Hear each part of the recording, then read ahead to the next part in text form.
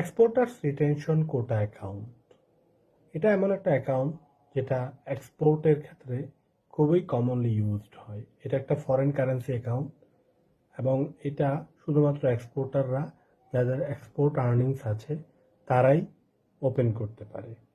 Exporters retention কোটা অ্যাকাউন্টটা মূলত ব্যবহার করা হয় এক্সপোর্টার যে ফরেন এক্সচেঞ্জ আর্নিং করতেছে, সেই ফরেন এক্সচেঞ্জ আর্নিংসগুলো ফরেন এক্সচেঞ্জেই রিজার্ভ করার জন্য, অর্থাৎ রিটেইন করার জন্য যদি কোনো অ্যাকাউন্ট করা হয়, সেটাই হচ্ছে যে এক্সপোর্টার্স রিটেনশন কোটা অ্যাকাউন্ট।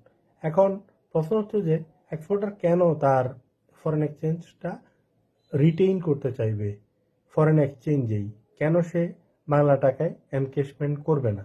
সাধারণত তো বাংলা টাকায় এনকেশমেন্ট করাটাই লজিক্যাল, কারণ বাংলা টাকাই তো বাংলাদেশের লিগ্যাল টেন্ডার বা লিগ্যাল কারেন্সি।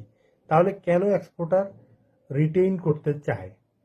রিটেইন করতে চাওয়ার একটা মূল কারণ হচ্ছে একজন এক্সপোর্টারকে বিভিন্ন ধরনের খরচ ফরেন কারেন্সিতে ব্যয় করতে হতে পারে।